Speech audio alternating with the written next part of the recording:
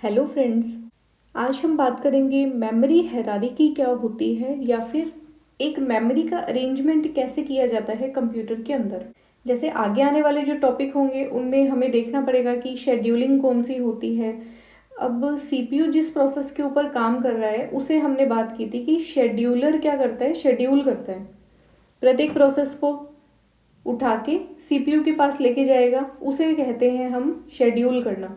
तो शेड्यूल करने से पहले हमें बेसिक बेसिक चीज़ें पता होनी चाहिए कि हम लेकर क्यों जाते हैं रैम में, या सीपीयू को हम कैसे डेटा प्रोवाइड करवाते हैं। उन चीज़ों को समझने के लिए हमें सबसे पहले मेमोरी का अरेंजमेंट देखना पड़ेगा कि हमने पूरे कंप्यूटर में जब स्पेस ही चाहिए था तो एक ही मेमोरी को क्यों नहीं बना दिया। अलग अलग मेमोरी का रखने का क्या रीज़न था कि हमने अलग अलग मेमोरी का नाम लेते हैं बार बार। इन सब चीज़ों को दूर करने के लिए आज हम पूरा बेसिक से अच्छे से देखेंगे हमारे मेमोरी अरेंजमेंट करने का रीज़न क्या है। आप इस बात को ऐसे समझो, हमारा जो मेन टारगेट है वो क्या था। सीपीयू सबसे ज़्यादा इम्पॉर्टेंट यूनिट है और इस यूनिट का मतलब सीपीयू का मैक्सिमम यूटिलाइजेशन करना ही हमारा टारगेट रहा है स्टार्टिंग से। ये सब अरेंजमेंट हम करते क्यों हैं भाई, सीपीयू का मैक्सिमम यूटिलाइज कर सकें। सीपीयू तो पहले ऐसे भी काम कर रहा था कि एक ही प्रोसेस को लेकर बैठा था, 2000 प्रिंट करने हैं इस प्रोसेस को लेकर बैठा है वो। बट अपन ने क्या किया, टाइम के साथ साथ में इसमें इम्प्रूवमेंट किया, बैच ऑपरेटिंग सिस्टम आया, उसके बाद मल्टी प्रोग्रामिंग ऑपरेटिंग सिस्टम आया, देन मल्टी टास्किंग आया। तो हम क्या करें, सीपीयू के टाइम का सही यूटिलाइजेशन हो सके ऐसा अरेंजमेंट हम सीपीयू को करके दे रहे हैं। बट सीपीयू के अरेंजमेंट के साथ हमें ये भी समझना पड़ेगा कि सीपीयू जिस डेटा के ऊपर काम करता है वो डेटा इतना ज़्यादा नज़दीक होना चाहिए सीपीयू का ताकि सीपीयू उसे हैंड टू हैंड एक्सेस कर ले। इस चीज़ को हमें समझना पड़ेगा। अब इसका एग्जांपल हम वापस से वो लेते हैं लाइब्रेरी वाला, कि आप लाइब्रेरी के अंदर बैठे हो और उसमें कम से कम 5000 बुक्स पढ़ी हैं। यहाँ पे आपकी टेबल है जिसके ऊपर आप क्या कर रहे हो, पढ़ रहे हो। अब आप जो भी टॉपिक पढ़ोगे तो आपको मैक्सिमम चीज़ें जो भी होंगी उससे रिलेटेड जितनी भी बुक्स हैं आपको वो इस टेबल पे ही चाहिए। और अगर ये टेबल पे आपको नहीं मिलेगी तो आप क्या करोगे, बार बार उठोगे और फिर से बुक्स को देखोगे, ढूंढोगे और फिर क्या करोगे, वापस आके बैठोगे।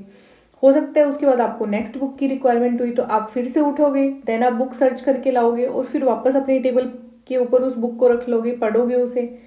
इससे क्या है कि हम सही यूटिलाइजेशन नहीं मान रहे इस बंदे का, इसे बार बार डिस्टर्ब हो रहा है कि वो उठ रहा है बार बार और फिर अपनी बुक को ढूंढ के ला रहा है। तो ये क्या अरेंजमेंट करेगा, ये सारी बुक्स को एक साथ में ही ले आएगा जिस भी टॉपिक से रिलेटेड इसको बुक्स पढ़नी है। और जब सभी बुक्स इसको इस टेबल पे ही मिल जाएगी तो इसे जिस भी बुक से मैटर निकालना है वो आराम से उसको एक्सेस कर लेगा। उसी तरह सीपीयू जिस भी डेटा के ऊपर काम कर रहा है, हमारी फर्स्ट रिक्वायरमेंट ये है सीपीयू को डेटा हाथों हाथ प्रोवाइड करवाना, उसे बिल्कुल वेट नहीं करवाना। अब आप ये सोचो कि अगर सीपीयू को डेटा हाथों हाथ प्रोवाइड करवाना पड़ेगा तो एक मूवी का भी अगर अपने देखें कि सीपीयू अभी हाल फिलहाल मूवी को चला रहा है, मूवी का साइज होता है लगभग 1 GB के आसपास होता है। तो हमें इतनी मेमोरी तो अपने पास रखनी पड़ेगी 1 GB की, ताकि सीपीयू उसे आराम से एक्सेस कर सके, उस मूवी को चला सके। और इस बात से हमें ये पता चलता है कि सीपीयू को मेमोरी जो है वो बड़ी से बड़ी चाहिए। बड़ी से बड़ी इन द सेंस कि जिस भी डेटा के ऊपर वो काम कर रहा है, जिस भी प्रोसेस को वो करने की कोशिश कर रहा है, एटलीस्ट उसके पास उतना स्पेस होना चाहिए कि वो उस पूरे की पूरी प्रोसेस को इस मेमोरी में सेव कर सके। और स्पीड कैसी होनी चाहिए, स्पीड भी हमें बहुत ही फास्ट चाहिए ताकि डेटा जो है वो हमें बहुत जल्दी मिल सके। और इन सब बातों से हमें एक चीज़ और समझ आती है कि जो सीपीयू है उसकी स्पीड या कोई ऑपरेशन करने की स्पीड इस चीज़ पे भी डिपेंड करेगी कि आपने अपने कंप्यूटर में जो सीपीयू है उसे कितनी मेमोरी दे रखी है। जितनी ज़्यादा मेमोरी दे रखी है उतना ही सीपीयू जो है जितने भी ऑपरेशन होगा उनको फटाफट कर सकेगा। तो यहाँ हमें मेन रिक्वायरमेंट हमारी क्या समझ आती है, हमें एक ऐसी मेमोरी चाहिए जो साइज में तो होनी चाहिए बड़ी, एक्सेस टाइम जो है उस मेमोरी का वो होना चाहिए कम। अगर आप किसी बुक को ढूंढ के लेके आ रहे हो, 5 मिनट लग रहे हैं तो 5 मिनट नहीं लगने चाहिए, कम से कम लगने चाहिए। अब आपके पास बुक तो टेबल पे पड़ी है तो वहाँ पे आपको सिर्फ बुक को उठाने में और पेज तक पहुँचने में लगेगा सिर्फ 30 सेकंड का टाइम। कम से कम एक्सेस टाइम होना चाहिए। नंबर 3 पे अपनी जो रिक्वायरमेंट है वो क्या है कि एटलीस्ट कॉस्टली नहीं होना चाहिए सिस्टम। कॉस्ट भी कैसी होनी चाहिए, कम होनी चाहिए।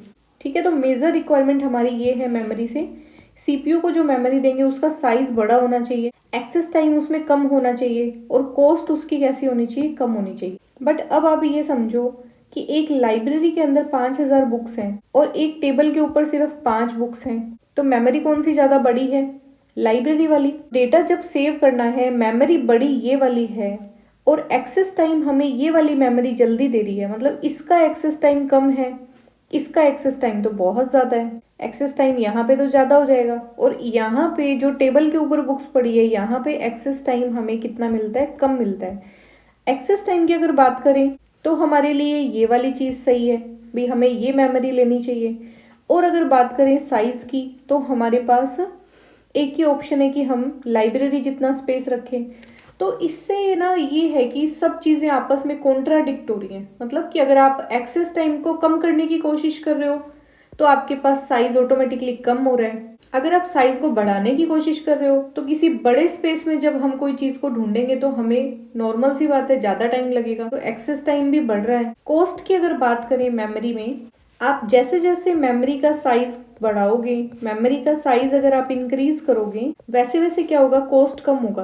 अब आपको ये ध्यान रखना है कि हार्ड डिस्क जो होती है उसके कंपैरेटिवली अगर अपनी कैश मेमोरी की बात करें तो कैश मेमोरी ज़्यादा महंगी होती है, रैम जो है वो ज़्यादा महंगी होती है, बट हार्ड डिस्क जो होती है वो होती है सस्ती। ठीक है, तो जितनी ज़्यादा बड़ी मेमोरी होगी उसका प्राइस उतना ही कम होता है। कोई स्पेस ज़्यादा है मेमोरी का तो आप खुद देखो सोच के कि जब एक मेमोरी बहुत बड़ी है उसमें डेटा को सर्च करना उतना ही ज़्यादा टाइम लगाएगा। मान लेते हैं इस लाइब्रेरी में 5,000 बुक्स हैं और इस 5,000 बुक में से अगर किसी एक बुक को ढूंढना है तो हमें टाइम तो ज़्यादा ही लगेगा, एक्सेस टाइम हमारा ज़्यादा हो गया। बट वहीं पे अगर कोई टेबल है उस पे गिनती की ही 10 बुक्स हैं, उन 10 बुक्स में से अगर हमें किसी एक बुक को ढूंढ के लेना है तो हमारा एक्सेस टाइम क्या हो जाएगा, एक्सेस टाइम कम हो जाएगा। अब एक्सेस टाइम को कम कर रहे हैं तो साइज भी मेमोरी का कम हो रहा है और मेमोरी का साइज अगर बढ़ा रहे हैं तो एक्सेस टाइम भी बढ़ रहा है। तो इससे क्या है कि हमारे तीनों क्राइटेरिया जो हैं भी, मेमोरी का साइज बड़ा होना चाहिए, एक्सेस टाइम कम होना चाहिए, कॉस्ट उसकी कम होनी चाहिए, ये हमें एग्जैक्टली मिल नहीं पा रहा। तो इन चीज़ों से हमें समझ आया कि एक ही मेमोरी से ये सब चीज़ें, ये सब क्राइटेरिया पूरा करना बहुत मुश्किल है। इस कमी को दूर करने के लिए हमने एक मेमोरी का ऐसे अरेंजमेंट कर दिया कम से कम कुछ क्राइटेरिया हम फुलफिल कर पाए, और इन क्राइटेरिया को पूरा करने के लिए ही हमने ये इस टाइप की हायरार्की बनाई। इसको आप डायग्राम को अच्छे से समझना कि ये एग्जैक्टली क्या बोल रहे हैं।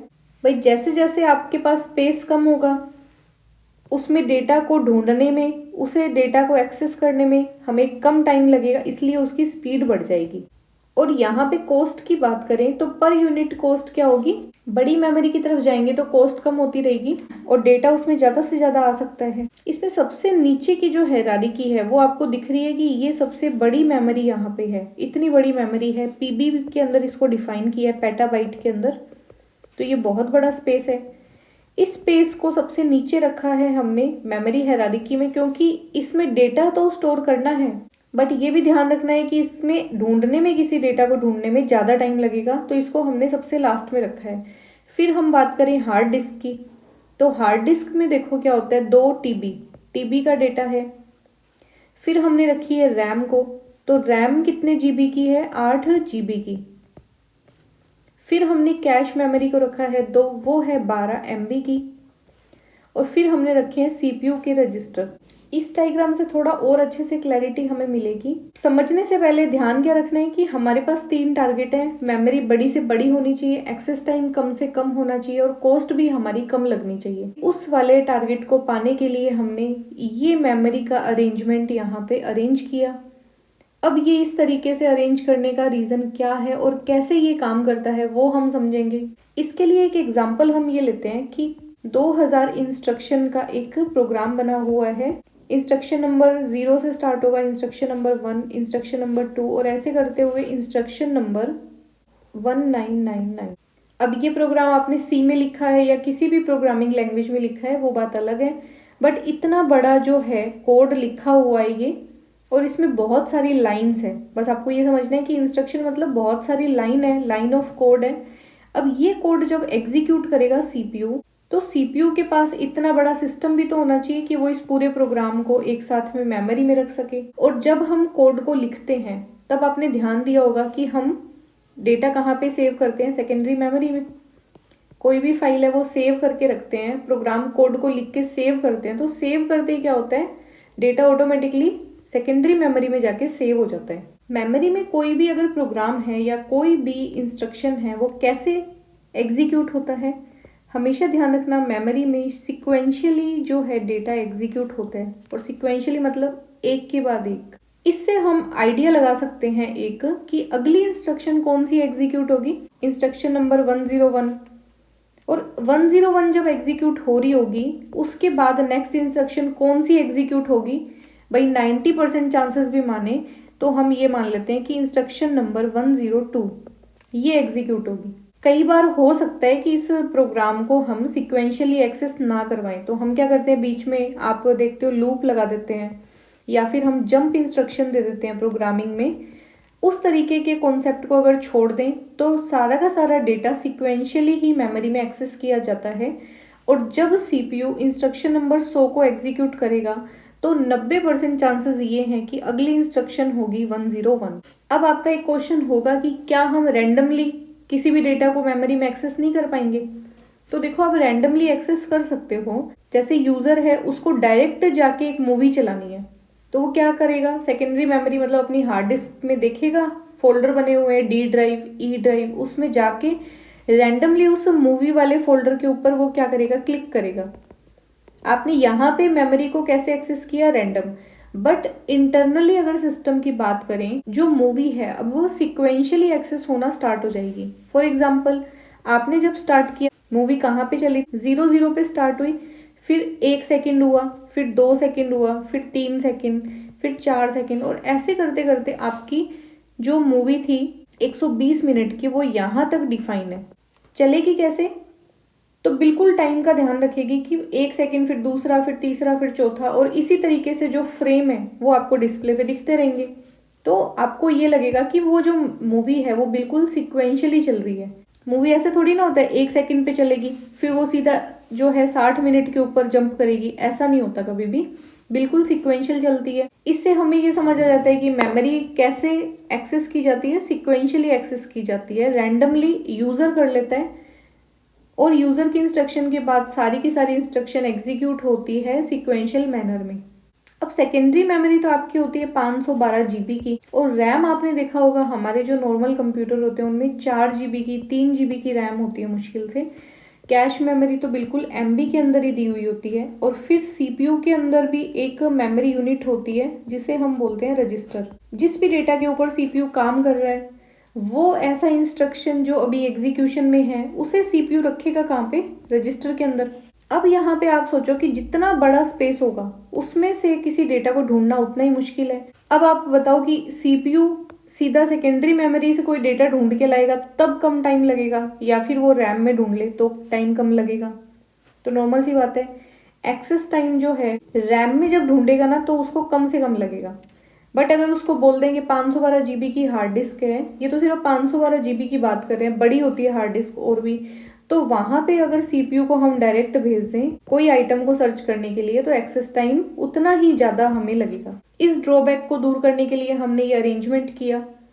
तो जो डेटा जिसके ऊपर सीपीयू काम कर रहा है उसका यूजफुल डेटा हम क्या करते हैं, इंपॉर्टेंट डेटा को लेके आते हैं सीधा रैम में। अब क्या होगा, सीपीयू रैम से डेटा को थोड़ा फास्ट एक्सेस कर लेता है और उसके लिए थोड़ी आसानी हो गई। यहाँ पे हमने एक टारगेट अचीव कर लिया कि एक्सेस टाइम हमारा कम हो गया। जहाँ पे हमें सेकेंडरी मेमोरी में ढूंढने में 1 घंटे का समय लग रहा था, वहीं पे रैम में ढूंढने में हो सकता है हमें 5-10 मिनट का टाइम लग रहा है। तो बहुत ही कम टाइम हो गया हमारे पास, और प्रोग्राम को रखने के लिए हमें मेमोरी भी बड़ी मिल गई। और यहाँ पे आप ध्यान दोगे तो जितनी ज़्यादा बड़ी मेमोरी होगी प्रोग्राम रखने के लिए उसकी कॉस्ट भी उतनी कम होगी। कॉस्ट हमने यहाँ पे क्या कर ली, कम कर ली। बट हाँ, हमारा कुछ एक्स्ट्रा खर्चा लगा रैम का, कैश का। बट इस खर्चे के कंपैरेटिवली अगर अपन देखें कि हम सीपीयू को हमेशा इसी काम में लगाए रखें कि आप क्या करो, सेकेंडरी मेमोरी से डेटा ढूंढ के लाओ, है ना, फिर वो एक काम को करे, अगला डेटा फिर से वो कहे सेकेंडरी मेमोरी से ढूंढ के लाओ, तो उसका टाइम का जो यूटिलाइजेशन हम देखें तो 0% हो जाएगा। इस तरीके से उस ड्रॉबैक के आगे हमें जो प्रॉफिट हो रहा है कि भाई हमारा एक्सेस टाइम कम हो रहा है, हम सीपीयू का ज़्यादा से ज़्यादा यूटिलाइज कर रहे हैं, तो हमें ये अरेंजमेंट सस्ता पड़ रहा है एक तरह से, कि हम क्या करें, बीच में कैश लगा ले और रैम लगा ले। अब जिस तरह से जो इम्पोर्टेंट डेटा था हम सेकेंडरी मेमोरी से लेके आए थे रैम में, उसी तरह आगे की भी प्रोसेस होगी। रैम में भी देखो क्या होगा, इंस्ट्रक्शन भी रखी होगी, उससे आगे एग्जीक्यूट होने वाली नेक्स्ट इंस्ट्रक्शन भी रखी होगी, और कुछ इंपॉर्टेंट डेटा भी रखा होगा। उसमें से जो बिल्कुल मोस्ट इंपॉर्टेंट डेटा है, जिसके ऊपर सीपीयू को अपना एग्जीक्यूशन अब भी करना है, हैंड टू हैंड करना है, वो डेटा उठा के, इंपॉर्टेंट डेटा उठा के हम लाएंगे कैश में। और कैश का साइज हमने देखा कुछ एमबी के अंदर इसका साइज होता है। तो आप ये देखो कि कहाँ सीपीयू को जीबी के अंदर डेटा को ढूंढना पड़ रहा था और कहाँ हमने सीपीयू को एमबी के अंदर डेटा ढूंढने के लिए दे दिया। अब तो ऐसे मान लो कि आपको अगर जैसे कोई किताब चाहिए, एक तो आप खुद लाइब्रेरी में ढूंढ के ला रहे थे, और एक ये था कि आप अपनी टेबल के ऊपर से ढूंढ रहे थे, तो टेबल हो गई रैम। और अब हमने एक ऐसा अरेंजमेंट कर दिया कि यहाँ पे एक बंदा बिठा दिया, बस आप ही से बोलो कि मुझे ये बुक चाहिए और ये चाहिए, आपको वो हैंड टू हैंड हाथ में ही दे देगा लाके। ये तो वो वाला अरेंजमेंट हो गया कि सीपीयू को बस ढूंढना ही नहीं पड़ा, कुछ एमबी के अंदर डेटा था, वो जैसे ही बाहर आके डेटा सर्च करेगा उसे मिल जाएगा। तो इतना शानदार अरेंजमेंट हमने ये कर दिया। इससे आपको ये भी रियलाइज होगा कि हमने एक्सेस टाइम को भी कम कर दिया, मेमोरी भी हमने बढ़ा ली, और सीपीयू के टाइम को भी अच्छे से यूटिलाइज कर लिया, और हमारे सिस्टम की कॉस्ट भी हमने कम कर दी। सब क्राइटेरिया हमने फुलफिल कर दिए सिस्टम के, और इस वजह से ही हम इस मेमोरी हायरार्की को पढ़ते हैं। और ऑपरेटिंग सिस्टम जब भी आप पढ़ोगे तो आप कैश मेमोरी का कभी भी नाम नहीं सुनोगे। हम हर बार सिस्टम के अंदर रैम की बात कर रहे होंगे, और कैश मेमोरी का जिक्र हम करते हैं, बट कैश मेमोरी हम पढ़ते हैं कंप्यूटर ऑर्गेनाइजेशन के अंदर। ठीक है, यहाँ पे हमें बस ये एज्यूम करना है कि सीपीयू डायरेक्ट डेटा कहाँ से उठा रहा है, रैम से उठा के ला रहा है, और उसका एक्सेस टाइम बहुत कम हो चुका है। इस वजह से बीच में कैश है, बट एक बार हम उसको इग्नोर कर रहे हैं। ठीक है, तो आपको ये नहीं सोचना कि ऑपरेटिंग सिस्टम में कैश होती नहीं है। भाई अरेंजमेंट तो वही है, फिजिकली हार्डवेयर के रूप में कैश भी उपलब्ध है, रैम भी उपलब्ध है, तो उसको ऐसे थोड़ी ना है कि ऑपरेटिंग सिस्टम जब पढ़ेंगे तो उसको हटा देंगे, और जब ऑर्गेनाइजेशन पढ़ेंगे तो क्या करेंगे, उसको लगा देंगे। ये होती है, बट एक बार हम इसको इग्नोर कर रहे हैं। सीपीयू को जब भी कोई डेटा सर्च करना है वो डायरेक्ट रैम में जाता है, सर्च करके ले आता है, उसके ऊपर एग्जीक्यूशन स्टार्ट कर देता है। अब ऐसे तो इस अरेंजमेंट में कैश में भी हम बात करें तो कैश को भी 3 लेवल के अंदर डिवाइड किया है, लेवल 1, लेवल 2, लेवल 3, है ना। तो वो फिर से हमने आगे उसको डिवाइड कर दिया, वो पूरा पोर्शन कंप्यूटर ऑर्गेनाइजेशन का है। यहाँ पे जब भी हम प्रोसेस शेड्यूलिंग की बात करेंगे, प्रोसेस एग्जीक्यूशन की बात करेंगे, तो most of the time 90% upon RAM की ही बात कर रहे होंगे। तो जो भी इंपॉर्टेंट डेटा जिसके ऊपर सीपीयू काम करना चाहता है वो सेकेंडरी से उठाया, रैम में लेके आए, और सीपीयू को जब भी कोई डेटा इंस्ट्रक्शन एग्जीक्यूट करना है वो डायरेक्ट डेटा रैम से उठा के लाएगा, मेमोरी यूनिट में सेव करेगा और रजिस्टर के अंदर सेव करेगा, उसके ऊपर एग्जीक्यूशन स्टार्ट कर देगा। ठीक है, अब से जब भी हम रैम की, सीपीयू की, सेकेंडरी मेमोरी की बात करेंगे आगे प्रोसेस मैनेजमेंट के अंदर, शेड्यूलिंग के अंदर, तो आपको कन्फ्यूजन नहीं होगा, है ना। और इस वीडियो में एक बार समझ नहीं आ रहा तो आप 2 बार देख लेना, बट यहाँ कॉन्सेप्ट क्लियर करके ही आगे की वीडियोज आप देखना, क्योंकि अब हम डायरेक्ट बात करेंगे रैम की, कि डेटा को सेकेंडरी से उठा के रैम में ला रहे हैं, रैम से डेटा को वापस उठा के सेकेंडरी में ले जा रहे हैं। तो वो कर रहे हैं तो क्यों कर रहे हैं, उसका रीजन क्या है। अब ये डेटा आगे ट्रांसफर कैसे होता है उसका भी एक एग्जांपल देख लेंगे। इसके लिए आप ये देखो कि आपने कोई क्यू लगा रखी है ना, जैसे कोई टिकट खरीदने के लिए यहाँ पे टिकट का काउंटर है और ये लोग खड़े हैं, ये नंबर 1 पे कोई खड़ा है, 2 पे, 3 पे, सब अपने अपनी बारी का इंतजार कर रहे हैं और लाइन लगा के खड़े हैं। तो एक बात बताओ, 1 नंबर वाले को टिकट मिलेगी तो वो क्या करेगा, वो इस लाइन को छोड़ेगा, आगे जाके अपने काम में लग जाएगा। फिर 2 की बारी आएगी, उसको टिकट मिलेगी, वो भी लाइन से हटेगा और आगे चला जाएगा। फिर 3 की बारी आएगी, वो भी आगे चला जाएगा।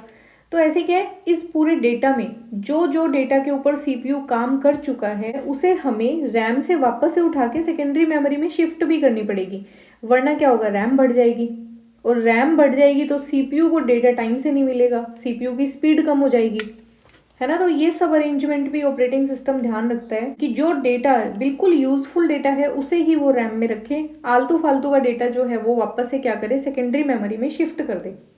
क्योंकि ये क्या है, ये तो एक बैकअप है। और बैकअप में आप अपने फ़ोन का बैकअप देख लेना, आप अपने फ़ोन में मेमोरी कार्ड होता है, उसमें कितना डेटा पड़ा है, दुनिया भर की व्हाट्सअप की फ़ोटोज़ पड़ी रहती हैं जो हमारे कभी ज़िंदगी में काम नहीं आई। और भी बहुत सारी फाइल्स होती हैं, पीडीएफ होता है, हर चीज़ को हम डाउनलोड कर लेते हैं ना। तो इतना सारा डेटा बैकअप डेटा है, इससे सीपीयू की स्पीड पे तो कोई फ़र्क नहीं आता, बट आपने क्या कर रखा है, मेमोरी में अपना डेटा सेव कर रखा है। सीपीयू को कौन सी मेमोरी से फ़र्क पड़ेगा, अगर आप रैम को भर के रखोगे तो सीपीयू की स्पीड इफेक्ट हो जाएगी, सीपीयू को डेटा टाइम से नहीं मिलेगा। हमें हमेशा ये ध्यान रखना है कि रैम जो है वो बहुत ही इंपॉर्टेंट मेमोरी है, किसके पर्सपेक्टिव से, सीपीयू के लिए। इस चीज़ को आप ऐसे समझो कि कोई मूवी है जो पड़ी है कहाँ पे, आपकी सेकेंडरी मेमोरी में। यूज़र ने जाके इस सेकेंडरी मेमोरी में जो ये मूवी पड़ी थी यहाँ पे डबल क्लिक किया, तो आपने कभी ध्यान दिया होगा जब आप मूवी को ऑन करते हो तो आपको थोड़ा सा कुछ सेकंड का टाइम लगता है और फिर वो आपको क्या होती है, डेस्कटॉप पे देखने को मिलती है। ये आपका डेस्कटॉप है, 2 4 5 6 सेकंड होते हैं, उसके बाद वो जो मूवी है ना वो वहाँ पे भी ब्लैक स्क्रीन आ जाएगी, फिर वो चलेगी। चलते ही वो मूवी कहाँ से स्टार्ट होगी, 0.00 सेकंड से, पहला सेकंड, फिर दूसरा, फिर तीसरा। तो ये मान लेते हैं कि उस मूवी को आपने क्या किया, हैंड टू हैंड थोड़ी बहुत आपने देखी हुई थी, आप उसको डायरेक्ट ले गए कितने मिनट पे, उसको ले गए ऐसे 10 मिनट के ऊपर, कि 10 मिनट के बाद मूवी मुझे शुरू करनी है। ठीक है, तो 10 मिनट वाला जो क्लिक होगा आपका, जो आप कर कहाँ पे रहे होंगे, डेस्कटॉप के ऊपर देख के माउस से, बट वो मूवी पड़ी कहाँ पे होगी, सेकेंडरी मेमोरी में। जैसे ही आप मूवी के बीच में ले जाके क्लिक करोगे, तब आपने कभी गौर किया होगा कि एकदम से मूवी स्टार्ट नहीं हो जाती। वो अगर अच्छा सीपीयू या बढ़िया रैम है ना तो हो जाएगी, बट हम नॉर्मल कंप्यूटर की बात करें, लैपटॉप की बात करें, उसमें वो कुछ टाइम थोड़ा सा लेती है। यहाँ पे एक बार मूवी आपकी थोड़ी सी हैंग हो जाएगी और फिर वो क्या होगी, दोबारा चलनी शुरू हो जाएगी। अब रैम के अंदर जब मूवी ट्रांसफर हुई थी तो ये 0 सेकेंड, ये 1, ये 2, ये 3, 4, 5, ऐसे क्या है, रैम भी क्या कर रही है, कंटिन्यू उसको सेव करके रख रही है डेटा को। और जस्ट जो डेटा चलाना है, जैसे रजिस्टर में मान लेते हैं कि सिर्फ 0 सेकेंड और 1 सेकेंड वाला डेटा ही यहाँ पे रखा हुआ है। यूज़र ने जैसे ही 10 मिनट के ऊपर वाले पे क्लिक किया तो वो डेटा हैंड टू हैंड यहाँ पे शिफ्ट होगा। अब रैम के पास मेमोरी में डेटा कौन सा होगा, 10 मिनट वाला, फिर 11 मिनट, फिर 12 मिनट, फिर 13 मिनट, फिर 14 मिनट, ऐसे इसने डेटा को सीक्वेंस में सेव कर लिया। और सीपीयू ने अपने रजिस्टर में कौन सा डेटा सेव किया, जो अभी उसको ऑन करना है, 10 मिनट वाला और 11 मिनट वाला। ठीक है, अब सीपीयू इसके ऊपर क्या करेगा, इस मूवी को यहाँ से चलाना शुरू कर देगा। और इसमें आपको एक चीज़ ध्यान रखनी है कि 10 मिनट वाला चलाने के बाद 11वां यहाँ पे शिफ्ट हो जाएगा, और यहाँ से 10 और 11 शिफ्ट होने के बाद यहाँ पे 12 मिनट वाली जो वीडियो होगी वो स्टार्ट हो जाएगी। और इसी तरह से रैम के अंदर भी 13 मिनट यहाँ आ जाएगा, 14 मिनट यहाँ, 15, फिर 16, फिर 17। जैसे जैसे अपनी बात करें थे ना, टिकट काउंटर पे लोग आगे आगे खिसक रहे हैं, वैसे ही क्या होंगे, ये मिनट भी आगे आगे खिसकेंगे। और पर्टिकुलर मिनट के ऊपर जो डेटा है वो भी रैम से सीपीयू में ट्रांसफर होगा। और जब सीपीयू में ट्रांसफर होगा, रैम खाली होगी, तो रैम क्या करेगी, सेकेंडरी मेमोरी से डेटा को उठा के अपने अंदर लाएगी। ये प्रोसेस बिल्कुल कंटिन्यूसली चलता है। और कंटिन्यूसली चलने के कारण ही हमने बोला था कि जो मेमोरी होती है उसे हम हमेशा सिक्वेंशियली एक्सेस करते हैं, एक डेटा के बाद दूसरा, फिर तीसरा मिनट, फिर चौथा मिनट, फिर पांचवा, फिर छठा। इस तरीके से ये डेटा सेकेंडरी मेमोरी से ट्रांसफर होता रहता है रैम में, और रैम से ट्रांसफर होता रहता है सीपीयू में। तो अब अगर आप कभी भी मूवी देखोगे तो आपको ये कॉन्सेप्ट याद भी आएगा कि हाँ, ये डेटा इस तरीके से चल रहा है। और अगर थोड़ा सा टाइम लगता है तो किस चीज़ का टाइम लग रहा है, कि सेकेंडरी मेमोरी में जो डेटा पड़ा है उसे सीपीयू तक आने में, चलाने में टाइम लगता है। ठीक है, तो इन चीज़ों का आप ध्यान रखना। और डेटा को जल्दी एक्सेस करवाने के लिए हम क्या करते हैं, बीच में रैम को हमने लगाया है। मोस्ट इम्पॉर्टेंट डेटा किस में शिफ्ट हो जाएगा, रैम में। तो इससे भी जो इम्पोर्टेंट डेटा है वो सीधा किस में होएगा, रजिस्टर में सेव हो जाएगा। ठीक है, इस वजह से हम क्या करते हैं, डेटा को शिफ्ट करते हैं, और इस वजह से ही हम इस मेमोरी हायरार्की का यूज़ करते हैं। ठीक है, आपको बात अच्छे से क्लियर हो गई होगी। अगर आपको कोई कन्फ्यूज़न रहता है तो आप मुझे कमेंट बॉक्स में ज़रूर बताएं। वीडियो अगर आपको अच्छा लगा है तो आप इसे लाइक करें, चैनल को सब्सक्राइब करें। मिलते हैं नेक्स्ट वीडियो में अपने नेक्स्ट टॉपिक के साथ। Thanks for watching.